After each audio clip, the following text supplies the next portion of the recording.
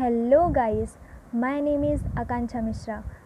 तो आज हम स्टार्ट कर रहे हैं third day of company law revision, जिसमें हमारा टॉपिक का नेम है डायरेक्टर। ऑल अबाउट डायरेक्टर हम इस पार्ट 1 और पार्ट 2 में कवर कर लेंगे। ये पार्ट 1 वीडियो है, इसमें हम जितना हो सके डायरेक्टर के बारे में आपको बताएंगे कि उसकी पावर क्या होती है, उसकी ड्यूटी क्या होती है, रेस्ट्रिक्शन क्या होती है पावर पे, उसकी मीनिंग डेफिनेशन क्या है, और भी आगे के टॉपिक में हम कवर करेंगे। सो ये हो गया ओवरव्यू। अब देखते हैं डेफिनेशन क्या है, मीनिंग क्या है डायरेक्टर की। डायरेक्टर होता कौन है? डायरेक्टर वो होता है जो डायरेक्शन दे। ये हमारे जनरल मीनिंग है। अब देखते हैं इसकी मीनिंग इसमें क्या दी गई है। डायरेक्टिंग, गवर्निंग, कंट्रोलिंग, ये तीनों इसके फंक्शन है जो कि वो यूज़ करती है ये फंक्शन को पॉलिसी और मैनेजमेंट ऑफ कंपनी के लिए। सेक्शन 2 सबसेक्शन 34 में कंपनी एक्ट 2013 के दिया गया है। Director mean a director of which is appointed by the board of a company. And Webster dictionary के अनुसार दिया गया है कि director mean a person who is appointed for the management of a company. Dictionary के हिसाब से बोला गया है कि मैनेजमेंट करता है। सेक्शन के हिसाब से बोला गया है कि अपॉइंट किया गया है, जो कि बोर्ड ऑफ कंपनी को मतलब डायरेक्टर की तरह रहता है। और ये हो गई जनरल मीनिंग में सब कवर। अब देखते हैं पावर क्या क्या है। तो कुछ होते हैं जनरल पावर, सुपर पावर देखते हैं स्पेसिफिक पावर में। जनरल पावर ये है कि वो कोई भी, उसके पास मतलब ऑल पावर है कि वो कुछ भी काम हो कंपनी का वो कर सकता है। MOA AO में कई बार लिखा होता है कि कंपनी की क्या जनरल पावर है। अब देखते हैं स्पेसिफिक पावर में क्या क्या बातें हैं। तो स्पेसिफिक पावर में जो हमारा फर्स्ट पॉइंट है उसमें ये जो है टाइप ऑफ डायरेक्टर भी कवर हो जाएगा। देखते हैं सेक्शन 179 सबसेक्शन 3 में ये दिया गया है, direct, control and inspect the activity of the company. Director क्या करता है? कंपनी की जो भी एक्टिविटी होती है उसको डायरेक्ट करने का काम करता है, कंट्रोल करता है, इंस्पेक्ट करता है। 68 सेक्शन के हिसाब से देखा जाए तो जितनी भी अनपेड कॉल अमाउंट शेयर पे रहती है, जितनी भी बायबैक सिक्योरिटीज़ रहती हैं और इशू ऑफ सिक्योरिटी, ये सब का काम जो है डायरेक्टर करता है। डायरेक्टर ऑडिटर को भी अपॉइंट करता है within 1 month of incorporation. Director ही ऑडिटर की कैजुअल वैकेंसी में मतलब रेजिग्नेशन देता है। और डायरेक्टर जितने भी अदर डायरेक्टर हैं, managing director, whole time director हैं, उनको भी अपॉइंटमेंट का काम डायरेक्टर ही करता है। और डायरेक्टर इन कैजुअल वैकेंसी जो है उसको भी अपॉइंट डायरेक्टर ही करता है। Recruitment of optional director, optional director या अल्टरनेटिव डायरेक्टर कह लीजिए, उसकी भी अपॉइंटमेंट या रिक्रूटमेंट भर्ती जो होती है वो भी मेन डायरेक्टर ही करता है, जिसको फर्स्ट डायरेक्टर कहा जाता है। और वो फर्स्ट डायरेक्टर प्रमोटर द्वारा अपॉइंट होता है। Right to get information from the board of director, board of director से कोई भी इन्फॉर्मेशन ले सकता है। Take part in the meeting, give opinion on the subject matter, right dissenting note, dissenting note जिसमें वो डिसएग्री हो उसके लिए डिसेंडिंग नोट दे सकता है। इंस्पेक्ट कर सकता है जो भी प्रोसीडिंग चल रही है कंपनी की, मिनट बुक क्या क्या है, जो कि हमारा नेक्स्ट टॉपिक होने वाला है, इसके बारे में अच्छे से पढ़ेंगे। मिनट मीटिंग, कंपनी की मीटिंग वगैरह, प्रॉक्सी वगैरह, वो सब हमारा डे 4 होगा। सो आते हैं यहाँ पे, minute book of general meeting of company, right to inspect the minute book, right to inspect the account book of the company, right to receive the remuneration, right to receive a fee for the professional services, and right to participate in the meeting of a committee where he is appointed. So ये हो गया इसकी power. अब हम move करते हैं हमारे next topic पे, जो कि है restriction on the power of director. जितनी भी पावर ऑफ डायरेक्टर हमने पढ़ी, इस पर क्या क्या रेस्ट्रिक्शन होती है वो देखते हैं, जो कि सेक्शन 180 में कवर होता है। Any public company or board of director of a private company which is a subsidiary of the public company should not use the following power in addition to the company's consent in the general meeting। तो ये जो पांचों point है ये restriction है एक तरह की, जैसे कि सेलिंग, लीजिंग, लीजिंग मतलब भाड़े पे देना, सेल मतलब सेल करना, disposing of a complete enterprise of the company, dispose of कर देना एक तरह से सेल का ही पार्ट है। तो ये कब होता है? If company has more than one enterprise then selling, leasing और disposing can only be happen after passing special resolution in the general meeting as per section 180। Here enterprise mean enterprise which create 20% of the total of income of the previous physical year. तो मान लो company की आज अभी ये 2021 चल रहा है, या कह लीजिए 21-22 चल रहा है। तो ये फिजिकल ईयर के इसके पिछला जो फिजिकल ईयर यानी फाइनेंशियल ईयर है, उस फाइनेंशियल ईयर में उसकी मान लो एक से ज़्यादा इंटरप्राइज है। तो जो इंटरप्राइज किसको कहा जाता है? जो कंपनी की टोटल इनकम में 20% प्रॉफिट क्रिएट करे, तो उसको वो इंटरप्राइज बन जाता है। तो ऐसी जब कंपनी के पास 3-4 इंटरप्राइज होती है तो वो क्या कर सकता है? सेल करता है, लीज करता है। डिस्पोज ऑफ करने से पहले उसको क्या करना पड़ता है? स्पेशल रिजोल्यूशन पास करना पड़ता है जनरल मीटिंग में। ये हो गई लिमिटेशन कह लीजिए या तो रेस्ट्रिक्शन। अब चलते हैं सेकंड पॉइंट की तरफ, जो कि है according to company by a director the right take और give time to repay any debt. There is no such agreement for renewal और by any banking company to give advance to the director in the general course of his business. Generally जो company का business चलता है उसमें उसको banking से advance लेने के लिए या कोई भी रिन्यूअल कराने के लिए एग्रीमेंट के लिए इसका कोई भी क्या बोलते हैं वो नहीं है, जनरल कोर्स नहीं है, मतलब कि एक तरह से रूल नहीं है। Investment in the trust security, trust की सिक्योरिटी जो भी होती है, ट्रस्ट सिक्योरिटी जिस पे हम विश्वास कर सकते हैं, ऐसी सिक्योरिटी में वो इन्वेस्टमेंट करने के लिए क्या रेस्ट्रिक्शन होती है देखते हैं। Board of director can invest amount of compensation received और mixed received in trust security after passing SR as per section 180। SR pass करने के बाद ही वो ट्रस्ट सिक्योरिटी में इन्वेस्ट कर सकता है। डोनेशन और चैरिटी 181 के हिसाब से अगर देखा जाए तो board of director of company जो होती है उसको अगर डोनेशन या चैरिटी करनी है, सर्टिफाइड चैरिटेबल फंड को राइज करने वाले जो सर्टिफाइड चैरिटेबल होती हैं उन्हीं को अगर डोनेशन करना है वो करते हैं generally, but some time permission is to be taken in the general meeting.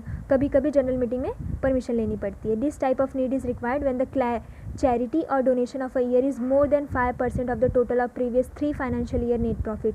पिछले 3 साल की जो नेट प्रॉफिट है उसका 5% हमने डोनेशन या चैरिटी दे दी है तो उस केस में हमें मीटिंग में जनरल रिजोल्यूशन या स्पेशल रिजोल्यूशन पास करना जरूरी होता है।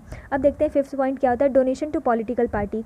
अब तो हमने डोनेशन ऐसे ही दे दी सर्टिफाइड चैरिटेबल फंड राइजर को। अब देखते हैं पॉलिटिकल पार्टी को डोनेशन देने में क्या रेस्ट्रिक्शन है। तो इसमें कुछ 5 पॉइंट्स हैं।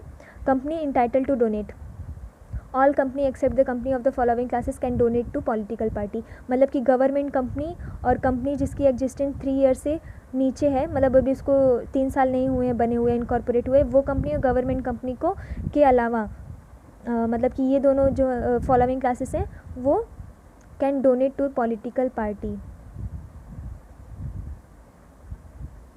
मतलब कि ऑल कंपनी एक्सेप्ट मतलब छोड़कर, सभी कंपनियां ये 2 कंपनी को छोड़ के डोनेट कर सकती हैं पॉलिटिकल पार्टी में। इसका मतलब ये दोनों नहीं कर सकते donate. Limit of donation according to section 182 subsection 1 a company can not give donation in a year. एक साल में 7.5% of previous 3 financial year net profit से ज़्यादा हम डोनेट नहीं कर सकते पॉलिटिकल पार्टी में। और इसके पहले जो चैरिटी में था वो 5% था। Passing resolution by the board of director, board of director के पास रिजोल्यूशन पास करने के बाद ही डोनेशन हो सकती है। Disclosure in profit and loss account, profit and loss account में दिखाना पड़ेगा कि हमने इतना अमाउंट जो है डोनेट कर दिया है पॉलिटिकल पार्टी को और अमाउंट विल बी मेंशन होगा। और 5th ये है कि पावर ऑफ बोरो मनी, तो जो भी उसके पास पावर है बोरो मनी करने की उसमें भी कुछ रेस्ट्रिक्शन दी गई होती हैं। सो ये हो गया हमारा पावर ऑफ डायरेक्टर कवर। अब हम नेक्स्ट टॉपिक पे मूव करते हैं। ये कुछ पॉइंट बचे हैं। पेनाल्टी, तो if any company give donation with violating this provision, मतलब कि जो भी हमने प्रोविज़न अभी पढ़ा तो अगर उसको वायोलेट किया जाता है मतलब उसका उल्लंघन किया जाता है तो company will be penalise with 5 time of the total amount of given donation. जो भी वो डोनेशन देगी उसका 5 टाइम उसको पेनाल्टी लगेगा। और उसके साथ ही साथ जो भी ऑफिसर डिफ़ॉल्ट में होंगे उनको 6 साल की कैद और 5 टाइम डोनेशन का दोनों साथ में।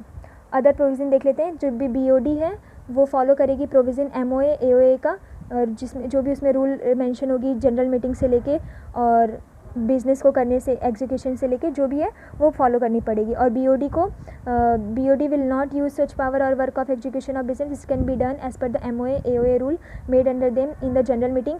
इन other word board of director can only use their power as per the provision in memorandum और article of association as per the company act. So इसमें जो एग्जाम में हम देख सकते हैं 2019 में, 2016 में, 2008 में ये क्वेश्चन बहुत बार रिपीट हुआ है। सो ये बहुत ही IMP क्वेश्चन था। अब हम चलते हैं सेकेंड क्वेश्चन पे।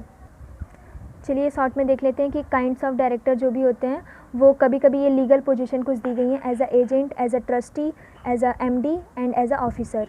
तो एजेंट किसको कहा जाता है, जो कि प्रिंसिपल के बिहाफ पे उसके लिए काम करे।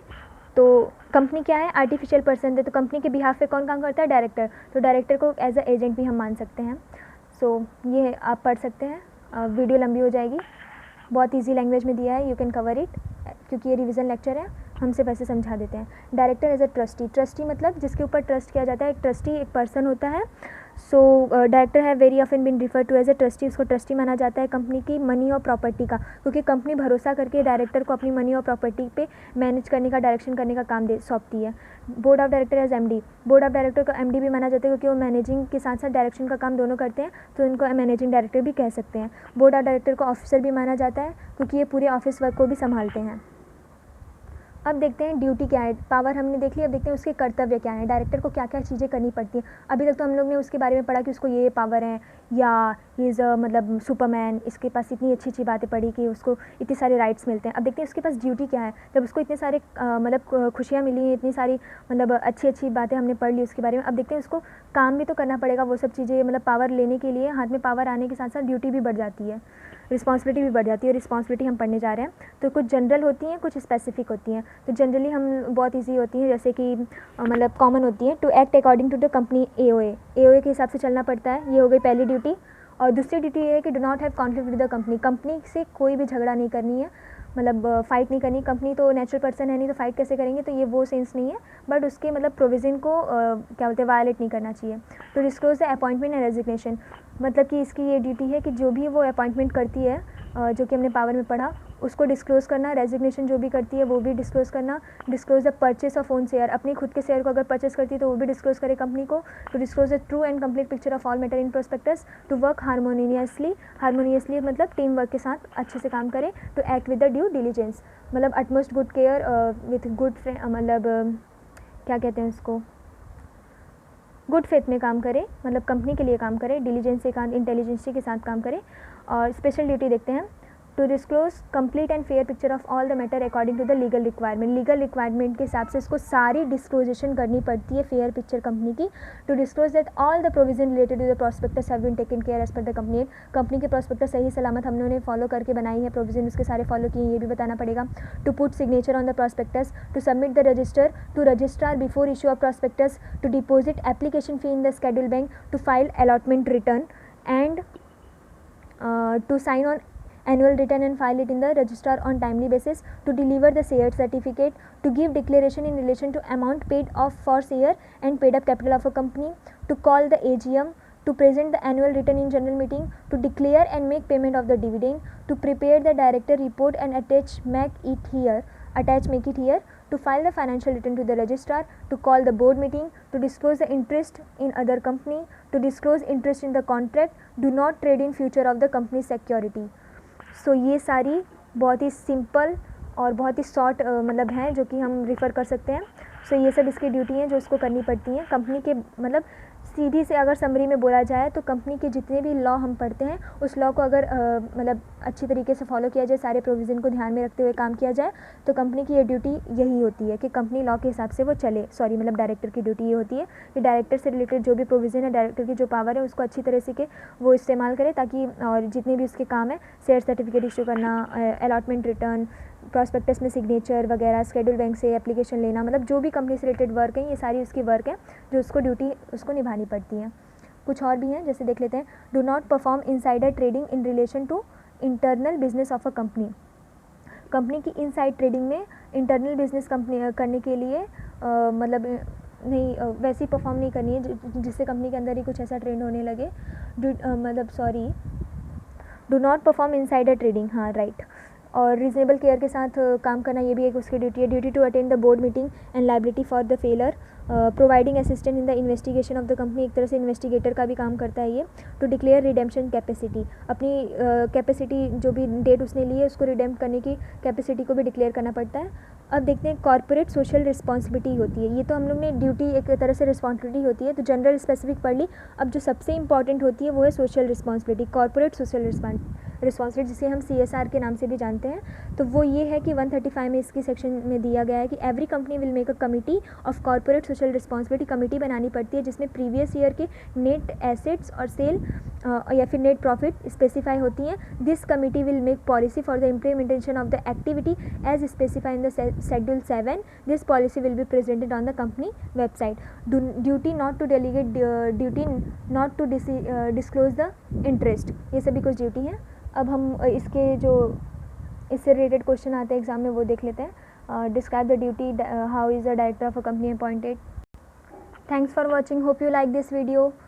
Please like a thumbs up if you like it, share it with your friend if they need it, मतलब जितने भी कंपनी लॉ के स्टूडेंट हैं, और please subscribe my channel to inspire me, मतलब कि मैं अच्छा काम कर रही हूँ, और कुछ भी हो तो मतलब मुझे मोटिवेट करने के लिए आप ये कर सकते हैं। Thank you, bye bye.